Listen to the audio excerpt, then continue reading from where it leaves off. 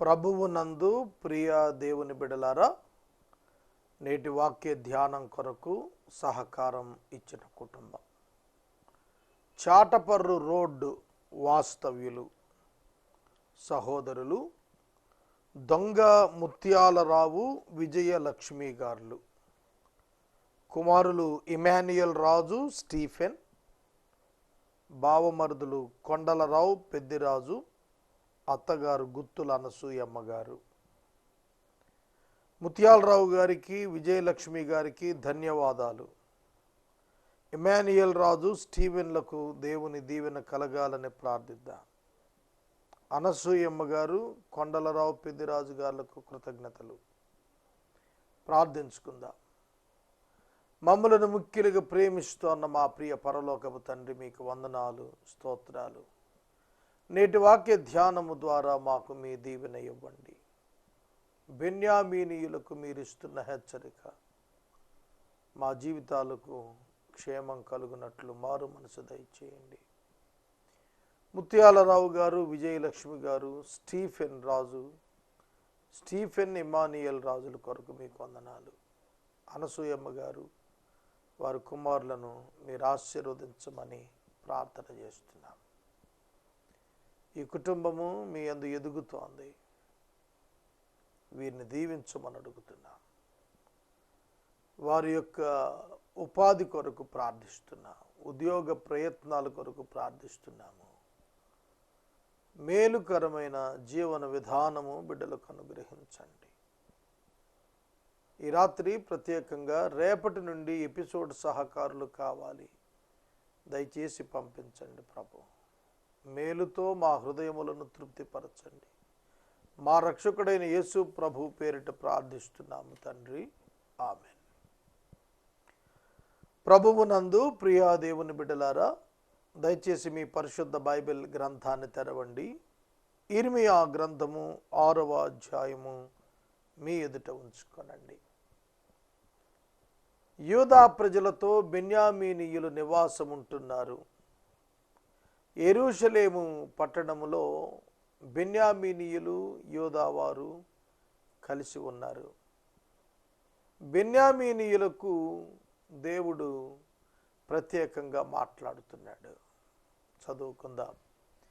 బెన్యామీనీయులారా, యెరూషలేములో నుండి పారిపోవుడి, తెకోవలో బోరధ్వని చేయుడి, బెత్ హకేరెము మీద ఆనవాలకై ధ్వజము నిలబెట్టుడి. ఉత్తర దిక్కు నుండి కీడు వస్తున్నది, గొప్ప దండు వచ్చుచున్నది. బెన్యామీను అల్పగోత్రం. యాకోబు యొక్క కుమారులలో 12వ వాడు, సంతానంలో 13వ వాడు బెన్యామీను అల్పగోత్రమైన ఇశ్రాయేలీయులను ఏలిన సౌలు బెన్యామీను గోత్రం నుండే వచ్చాడు. బెన్యామీనీయులు ఒక డిపెండెంట్ పొజిషన్లో ఉండేటువంటి వారుగా కనిపిస్తారు మనకు. అయితే లాయల్టీ ఉంది, వాళ్ళ దగ్గర చాలా నమ్మకంగా ఉండేవారు అన్నమాట.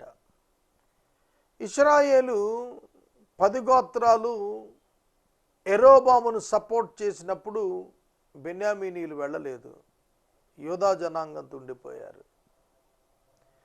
కాబట్టి వాళ్ళు ప్రత్యేకమైన వారుగా కనిపిస్తారు. దేవుడు వారికి చెబుతున్నాడు, యెరూషలేము విడిచి పారిపోండి. చూడండి, సొదొమ గొమొరాలను నాశనం చేస్తున్నప్పుడు దేవుడు లోతు కుటుంబాన్ని ఆ పట్టణం విడిచి వెళ్ళిపోమని ఆదేశించాడు. ఆ పట్టణం విడిచి రండి అని చెప్పాడు. విడిచి వచ్చుటకు తడవు చేసినప్పుడు అబ్రహామును జ్ఞాపకం చేసుకొని లోతును, అతని భార్యను, బిడ్డలను బలవంతంగా దేవదూతలు తీసుకొచ్చారు. దేవుడు యూదా వారి పాపమును బట్టి, యూదా పాపం ఇనుప ఘంటంతో రాయమన్నాడు. యూదా వారి పాపాన్ని బట్టి యెరూషలేమును నాశనం చేస్తున్నాడు కనుక బెన్యామీనీయులను వెళ్ళిపోమంటున్నాడు దేవుడు.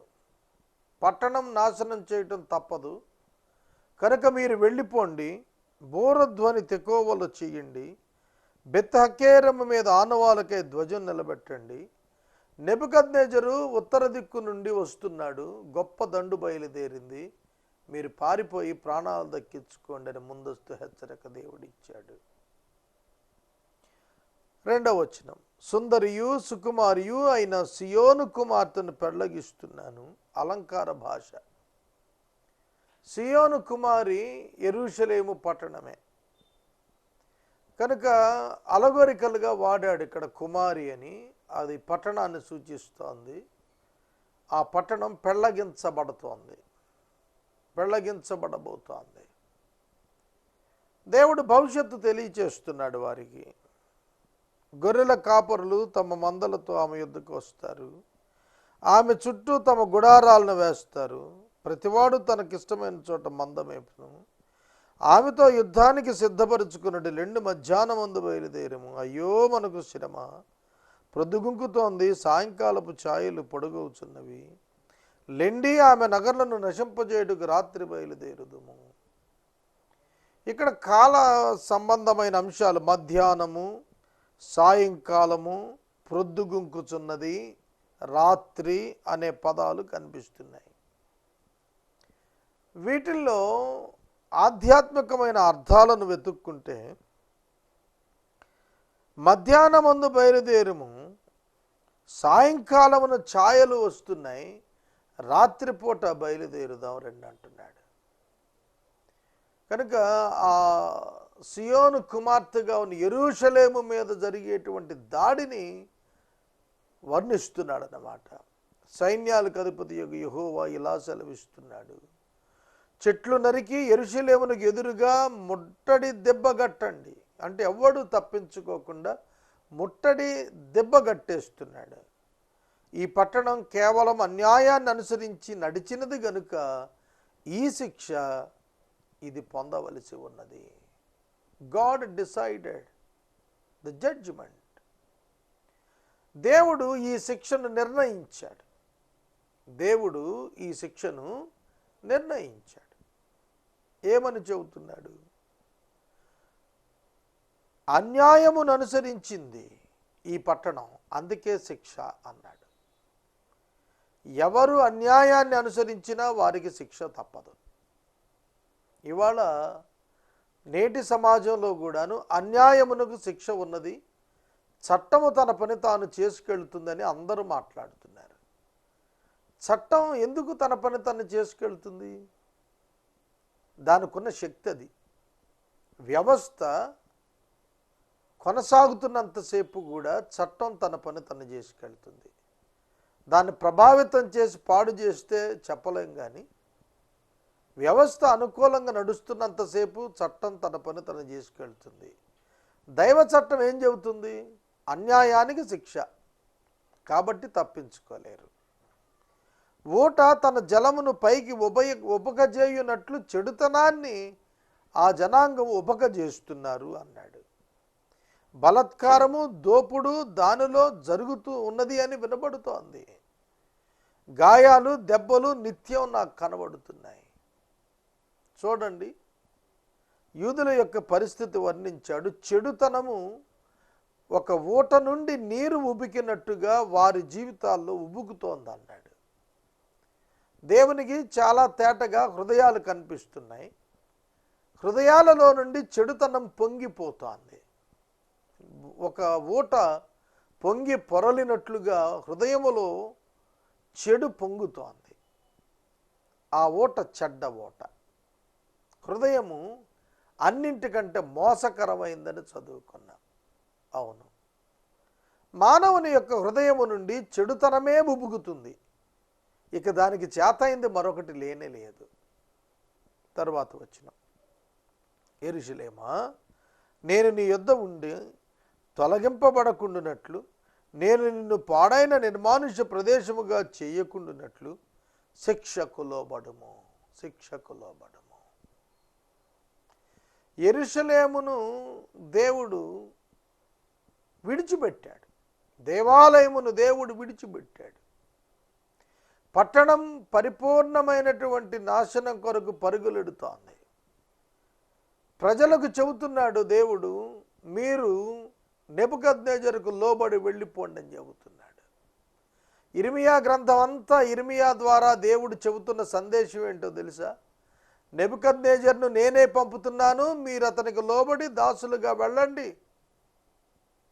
ఇదేమిటి? వాళ్ళు నమ్మలేకపోయారు. దేవుడేమిటి మమ్మల్ని చెరక పంపటం ఏంటి? దేవుడేంటి విడుదల ఇచ్చిన దేవుడు మమ్మల్ని చెరక పంపుతాడని ఇర్మియాను నమ్మలేదు వాళ్ళు. కారణం తెలుసు వాళ్ళకు. కానీ దేవుణ్ణి ఒక కోణాన్నే చూశారు, మరొక కోణంలో ఆయన వాస్తవికత ఏమిటో తెలుసుకోలేకపోయారు. ఆయన ప్రేమ కృప ఇవే చూస్తున్నారు, కానీ ఆయన అన్యాయం పట్ల ఉగ్రత చూపించేవాడనేటువంటి కోణాన్ని వాళ్ళు గ్రహించక పాపంలోనే కొనసాగుతున్నారు. చాలా సందర్భాల్లో అత్యధిక మంది క్రైస్తవులు మా దేవుడు మమ్మల్ని ఏం చేయడనే భావంలోనే ఉన్నారు. అది పొరపాటు అవగాహన. నువ్వు పాపముతో విజ్జోడుగా ఉంటే దేవుడు నిన్ను తప్పక శిక్షిస్తాడు. ప్రభువు అయిన యేసుక్రీస్తు నందు క్షమాపణ ఇచ్చిన దేవుడు, ఉచిత క్షమాపణ ఇచ్చిన దేవుడు, ఒక విశ్వాసి పాపములో అదే పనిగా కొనసాగితే ఊరుకోడు. ఖచ్చితంగా శిక్షకు అతన్ని అప్పగిస్తాడు. ప్రభువు రాకడలో రక్షింపబడినట్లు అతనిని అపవాదికి అప్పగిస్తాడు. తెలుసునా? ఈ సత్యాన్ని మనం మరిచిపోకూడదు. తరువాత వచ్చిన సైన్యాలకు అధిపతియగు యెహోవా ఇలా సెలవిస్తున్నాడు, ద్రాక్ష చెట్టు ఫలమును ఏరుకున్నట్లు మనుషులు ఏమీయూ మిగలకుండా ఇశ్రాయేలు శేషాన్ని ఏరుతారు. ద్రాక్ష పండ్లను ఏరువాడు చిన్న తీగలను ఏరుటకై తన చేయి మరల వేయునట్లు నీ చేయి వేయుము.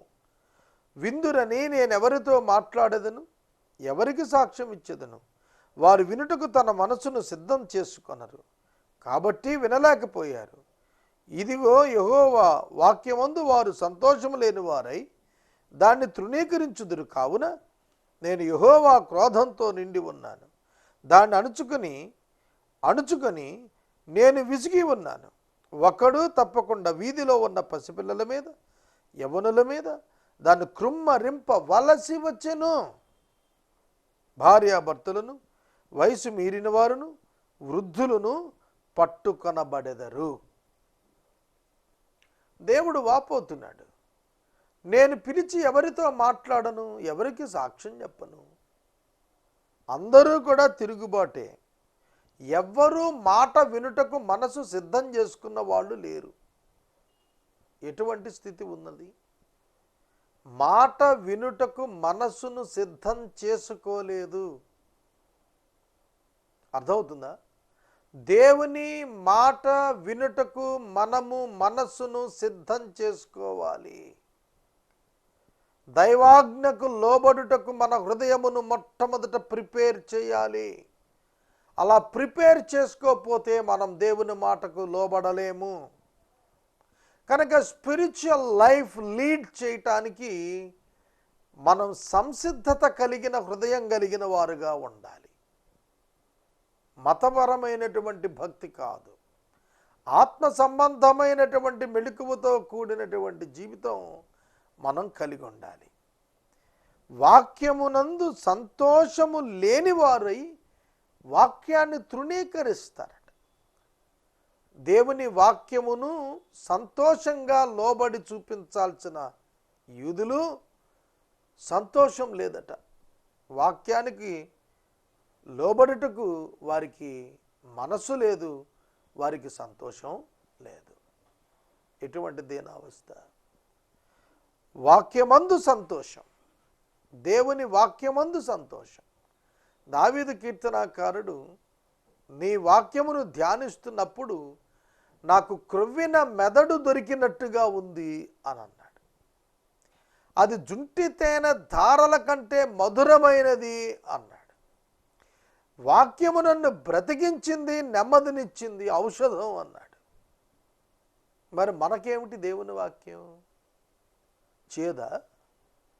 చాలామందికి దేవుని వాక్యం బహు చేదు, చదవరు, ధ్యానించరు. ఆ వాక్యాన్ని చదివి ధ్యానిస్తుంటే కలిగేటువంటి ఆనందం అనుభవించటానికి ఇష్టపడరు. చాలామంది జీవితాల్లో ఈ దౌర్భాగ్య స్థితి ఉన్నది. ఆత్మీయంగా సోదరుడా సోదరి, లేఖనాల యందు ఆనందిస్తున్నావా? కోరీ టెన్ బూమ్ అనేటువంటి ఒక ఆమె జైల్లో చాలా సంవత్సరాలు గడిపారు. ఆమె యొక్క జీవితంలో కొన్ని ప్రతులు, క్రొత్త నిబంధనలోని కొన్ని ప్రతులు, Mercy ten Boom, Corrie ten Boom, both sisters, ఇద్దరు చెరసాల్లో ఉన్నారు. వారి దగ్గర యోహాను సువార్త కొన్ని అధ్యాయాలే ఉన్నాయి. మోర్ దాన్ 15 to 20 years ఆ కొద్దిపాటి లేఖనాలే చదువుకుంటూ వాళ్ళు ధైర్యాన్ని పొందారట. అర్థమైందా? పూర్తి బైబిల్ మన చేతిలో ఉంది. కొందరి ఇళ్లలో బైబిళ్ళు దుమ్ము పట్టేస్తున్నాయి, బూజులు పట్టేస్తున్నాయి, తుడవటం లేదు, తీయటం లేదు, చదవటం లేదు. కొందరికి ఏ పుస్తకం ఎక్కడుందో తెలియదు. పుట్టుక్రైస్తవులే 60 ఏళ్ళు వచ్చేస్తాయి, మలాకీ గ్రంథం తీయమంటే తీయలేడు. నేను చెబుతున్నాను, వాక్యమందు సంతోషించుట నేర్చుకుంటే, దావీదు గారు అడిగాడు, దేవా ధర్మశాస్త్రమందు ఉన్నటువంటి గొప్ప సంగతులు చూచుటకు నా కన్నులు తెరవజేయమన్నాడు. ఘనమైనటువంటి సంగతులు ఉన్నాయండి ధర్మశాస్త్రంలో, వాక్యంలో. ఎలా నడుచుకోవాలి, ఎలా తప్పించుకోవాలి, ఎలా రక్షించుకోవాలి, ఎలా ఘనత పొందవచ్చు, ఎలా అభివృద్ధి చెందవచ్చు, ఎలా విజయం పొందవచ్చు, ఎన్ని రహస్యాలు ఉన్నాయి బైబిల్లో. ఏ ఏ పరిస్థితుల్లో ఏ విధంగా ప్రవర్తించాలి, అపవాది యొక్క ఉచ్చు నుండి ఎట్లా తప్పించుకోగలగాలి, ఇలాంటి అనేకమైనటువంటి పరిష్కారాలు సూచించినటువంటి రాజగ్రంథం పరిశుద్ధ బైబిల్ గ్రంథం. ఈ వాక్యమందు నీకు సంతోషం ఉన్నదా? ఏసే పరిష్కారం రికార్డింగ్ కొరకు అర్ధగంట సేపు నేను టేబుల్ మీద కూర్చున్నప్పుడు నా హృదయం ప్రత్యేకంగా ఉండటం నేను గమనించాను. ఒక విటమిన్ బి కంటే బలమైన శక్తి ఆత్మయందు నింపబడుట నా వ్యక్తిగత అనుభవంగా నేను మనవి చేస్తున్నాను. ఈ వాక్యమందు ఆనందించడం నేర్చుకుందాం. అలాంటి స్థితిలో లేని యూదులు నాశనమయ్యారు. ప్రభు క్రోధంతో నిండి విసిగి, చూడండి, పసిపిల్లలు మొదలు, యవ్వనులు మొదలు, స్త్రీలు మొదలు, పురుషులు మొదలు, భార్యాభర్తలు మొదలు, కన్యకల మొదలు, సమస్తమైన మనుషుల మీద ఆయన శిక్షను పంపిస్తున్నానన్నాడు. వారందరూ అప్పగించబడతారు. వారి భార్యలు ఇతరులకు అప్పగించబడతారు. ఇండ్లు పొలాలు వేరొకరికి అప్పగించబడతాయి. ఎటువంటి దౌర్భాగ్యం ఇది! భార్యలు వేరొకరికి అప్పగించబడటం, వాడు బ్రతికుండగా భార్యను పరాయివాడు తీసుకుని వెళ్ళిపోవటం అంటే ఎంత క్షోభ ఉంటుందో ఆ భర్తకు. అటువంటి దౌర్భాగ్యం వస్తుంది. పొలాలు లాగేసుకుంటారు, ఇండ్లు లాగేసుకుంటారు. చూడండి సోదరులారా, పాపం వల్ల వచ్చేటువంటి ఫలము ముసిరి పండంత చేయదు. పాపము జోలికి వెళ్ళద్దు. చూడండి, వారందరూ మోసం చేసి దోచుకునేవారు. ప్రవక్తలేమి, యాజకులేమి, అందరూ వంచకులు. ఈ పదం చదువుతుంటేనే బాధ అనిపిస్తుంది. యాజకులను వంచకులను రాస్తున్నాడు, ప్రవక్తలను వంచకులను రాస్తున్నాడు. మోసం చేసి దోచుకునే యాజకులు వంచకులు అంటున్నాడు. ఇవాళ అలాంటి అనేక మంది బోధకులు ఉన్నారు. చాలామంది ఆర్థిక పరిపుష్టి కొరకు వాక్యోపదేశాన్ని వాడుకుంటున్నారు. అది చాలా దారుణమైన శిక్షా విధికి లోబడినటువంటి పరిస్థితి, పని అది. యాజకులు మోసం చేస్తున్నారు, సేవకులు మోసం చేస్తున్నారు. దేవుని యొక్క వాక్యమును, సత్యవాక్యమును సరిగా విభజించని వారుగా ఉంటున్నారు. దేవుని ఉగ్రత వారి మీదకి వచ్చేస్తోంది. సమాధానం లేని సమయంలో సమాధానం సమాధానం అని చెప్పుచు ప్రజలకున్న గాయాలను పైపైన మాత్రం బాగు చేస్తున్నారు. పైపైన బాగు చేస్తున్నారు, గచ్చుపోత పెడుతున్నారు. సమాధానం లేని సమయంలో సమాధానము సమాధానము అని 2 పర్యాయాలు పలుకుతూ ప్రజలను ప్రక్కదారి పట్టిస్తున్నారు. యేసు రాకడ సమీపిస్తుండగా మరింతగా మారు మనసు పొందండి, పశ్చాత్తాపడండి, పాపాన్ని విడిచిపెట్టండి, లోకాన్ని విసర్జించండి, ధనాపేక్షను విసర్జించండి, లోక సంబంధమైన ఇచ్చలకు లోబడకండి అనే బోధలు పెచ్చుమీరి పెరగాల్సిన సమయంలో ఆశీర్వాదపు జల్లుల బోధలు అబద్ధ బోధకులు తీసుకుని వస్తున్నారు. వాటిని నమ్మవద్దని ప్రభువు పేరిట నేను మనవి చేస్తున్నాను. నీవంతా సంపాదించుకొని అగ్నిగుండానికి వెళితే ఏమిటి నీ ప్రయోజనం? ఒకడు లోకమంతా సంపాదించుకొని తన ప్రాణాన్ని పోగొట్టుకుంటే వానికి ఏమి ప్రయోజనము? యేసునొద్దకు వచ్చేవాడు రక్షణ కొరకు రావాలి. యేసునొద్దకు వచ్చిన వాడు పాప క్షమాపణ కొరకు రావాలి. మరి దేని కొరకు రావాల్సిన పని లేదు. రక్షించబడుట కొరకు నీవు వచ్చినట్లయితే సమస్తం నీకిచ్చుటకు ఆయన బాధ్యత తీసుకుంటాడు. ఒక్కసారి పురుషుడు ఒక ఆమెను తన భార్యగా చేసుకున్న తరువాత పురుషునిది బాధ్యత. ఆ భార్య యొక్క భోజనము, వస్త్రము, వసతి, సౌఖ్యము, ప్రయాణము సమస్తము బాధ్యత ఆ భర్తదే. అది బైబిల్ చెబుతోంది. That kind of relationship should be made. ఆ విధమైన సంబంధం ఏర్పడాలి తప్ప కానుకలేసి 100 రెట్లు అవుతాయని రావటం కాదు. టీవీల ముందు కూర్చొని డబ్బులు టీవీ మీద పెట్టి చేతులు పెడితే అప్పులు తీరుతాయి అంటున్నారు. అబద్ధ బోధకులు, అబద్ధ బోధలవి. జాగ్రత్తగా ఉండాలి. దేవుని యొక్క వాక్యంలో యాజకులు వంచకులు అని చెబుతున్నాడు. సమాధానం లేని సమయం సమాధానం సమాధానం అని బోధ చేస్తూ గాయాలు పైన మాన్పుతున్నారు. హృదయం వరకు వెళ్ళనివ్వటం లేదు. పైన గాయాలు మాన్పటం అంటే హృదయము అంతరంగం లోతైనది. దాని జోలికి వెళ్లకుండా శరీర సంబంధమైన అంశాలనే డీల్ చేస్తున్నారు. అదే మోసం. భౌతికపరమైన ఆశీర్వాదాలను గురించి మాట్లాడుతున్నారు. ఆత్మ సంబంధమైన రక్షణను గురించి మాట్లాడినప్పుడు ఆ యాజకుడు వంచకుడే అవుతాడు. సోదరుడా, సోదరి, మారు మనసు పొందుటకు నీ హృదయాన్ని తీర్మానం చేసుకో. వారు తమ హేయ క్రియలు చేయుచున్నందున సిగ్గుపడవలసి వచ్చిన కానీ వారేమాత్రం సిగ్గుపడరు. అవమానము పొందితమని వారికి తోచదు కనుక పడిపోవు వారితో వారు కూడా పడిపోతారు. నేను వారిని విమర్శించు కాలమును వారు తొట్టిల్లిపోతారు. చూడండి, ఇవాళ ఫిజికల్ కన్స్ట్రక్షన్స్ మీదకి వెళ్ళిపోయారు సేవకులు. సొసైటీస్ నిర్మాణాల మీదకి వెళ్ళిపోయారు. పారాచర్చ్ ఆర్గనైజేషన్స్ మీదకి టర్న్ అయిపోతున్నారు. ఇవాంజలిజాన్ని వదిలిపెట్టేశారు. దేవుడు ఇచ్చినది, అపోస్తలులకు ఇచ్చినటువంటి గ్రేట్ కమిషన్ ఏమిటి? Not building the churches but build the church of Jesus Christ. దేనివైపు వెళుతున్నాం మనం? భౌతికంగా దేవుని రాజ్యం నిర్మాణం లేనే లేదు. ఈ సత్యాన్ని మనం గుర్తెరగాలి. కనుక డబ్బుకు ప్రాధాన్యత లేదు. మిషన్స్లో డబ్బుకు ప్రాధాన్యత లేదు. నీడ్ని బట్టి గాడ్ విల్ ప్రొవైడ్. దేవుడే ఇస్తాడు. అపోస్తలులు బయలుదేరినప్పుడు చేతి సంచితో బయలుదేరారు. ప్రపంచ సువార్తీకరణ సాధ్యమైంది. చాలామంది అనుకుంటున్నారు మందిరం కట్టకపోతే సంఘం పోగవరు అనుకుంటున్నారు. పొరపాటు అవగాహన. సంఘం కంటికి కనబడేది కాదు మిత్రమా.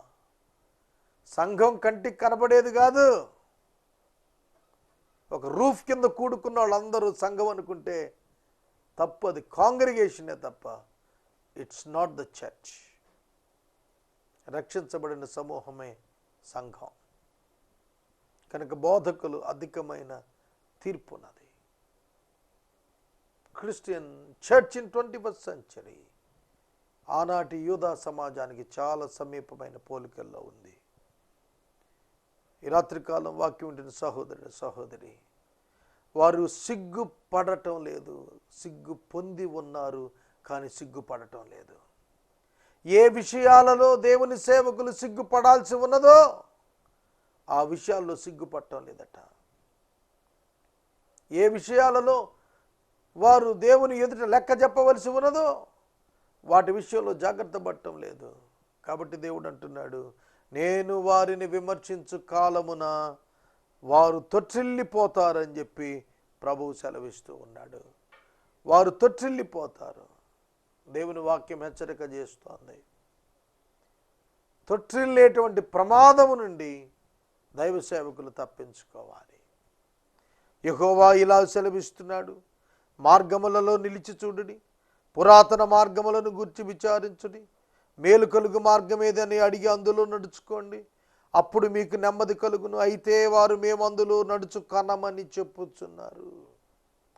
పురాతన మార్గము, దేవుడు మోషేకు బయలుపరిచిన మార్గము, దాన్ని విచారించండి, దానిలో నడుచుకోండి, ధర్మశాస్త్ర ప్రకారం నడవండి అని ఆనాడు యూదులకు చెబుతున్నాడు. నడవమని చెబుతున్నాడు. దేవుని వాక్యం ప్రకారం నడవమని చెబుతున్నాడు. అయితే వాళ్ళు అంటారట, మేము ఆ మార్గమున నడవమంటే నడవం, మాకు అవసరం లేదు ఆ మార్గం. పురాతన మార్గం తెలుసుకోండి. దేవుని యొక్క భక్తులు ఎలా నడిచారో తెలుసుకోండి. వారు ఎలా జీవించారో తెలుసుకోండి. వారు ఎలా తమ జీవితాల ద్వారా సాక్షులుగా ఉన్నారో తెలుసుకోండి అంటుంటే మాకు ఆ మార్గాలు అవసరం లేదంటున్నాను. ఇవాళ ఇది మనకు హెచ్చరికే. దావీదు దేవుని యొక్క వాక్యం ప్రకారం నడిచాడంటే ఎట్లా నడిచాడు ఆలోచన చేద్దాం. హిజ్కియా దేవుని యొక్క వాక్యం చొప్పున నడిచాడంటే ఎట్లా నడిచాడు.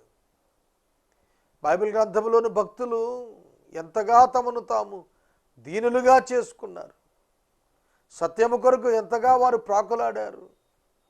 న్యాయం కొరకు వారు ఎంతగా అరులు చాచారు, దాహంగానున్నారు. ఏమైపోయింది అదంతా ఇవాళ మనం ఒక్కసారి పరిశీలించుకోవాలి. దొంగలుగా మిగలకు రాదు, దోపిడీదారులుగా తయారవుతున్నారు. సత్యమును ఆశ్రయించువారుగా మారాలి. మేము వినమంటే వినమంటున్నారు, అట్టి వారికి శిక్ష తప్పదు.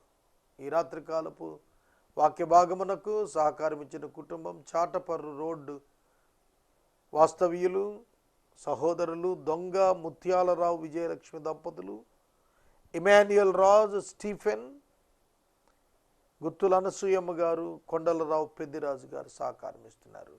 దేవుడి కుటుంబాన్ని దీవించునుగాక. మనము ఇంతవరకు దైవ సేవకులు కారుపాటి శ్యామ్ సాగర్ గారి ద్వారా ఇర్మియా గ్రంథమును ధ్యానం చేసుకున్నాం. ఈ కార్యక్రమం ద్వారా మీరు పొందుకొనుచున్న ఆత్మీయ మేలులు ఒక ఉత్తరం ద్వారా మాకు తెలియచేయండి. మీ ప్రార్థనా మనవులు మాకు తెలియచేస్తే ఏసే పరిష్కారం కార్యాలయంలో ఏర్పాటు చేసిన ప్రత్యేక ప్రార్థనా శిబిరంలో మీ కొరకు ప్రార్థిస్తాం. మీ కుటుంబ పక్షముగా ఒక ఎపిసోడ్ ప్రసారం చేయాలనుకునేవారు మాకు తెలియచేస్తే మా సిబ్బంది మీ గృహాలను దర్శిస్తారు. ముగింపు ప్రార్థన ఆశీర్వాదాలతో ఈ కార్యక్రమాన్ని ముగించుకుందాం. ప్రార్థన చేద్దాం. మమ్మల్ని మిక్కిలిగా ప్రేమిస్తున్న తండ్రి వందనాలు. ముత్యాలరావు గారు విజయలక్ష్మి గారికై వందనాలు. గుత్తుల అనసూయమ్మ గారు, కొండలరావు గారు, పెద్దిరాజు గారు, స్టీఫెన్ ఇమాన్యుయల్ రాజు గారులకై మీకు వందనాలు. బిడ్డలను దీవించండి.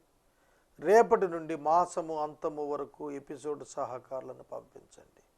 యేసునామమున అడుగుచున్నాము తండ్రి, ఆమేన్. తండ్రి అయిన దేవుని ప్రేమ, కుమారుడైన యేసయ్య కృప, పరిశుద్ధాత్మని యొక్క అన్యోన్య సహవాసము సదాకాలం మనందరికీ తోడైండును గాక. ఆమేన్.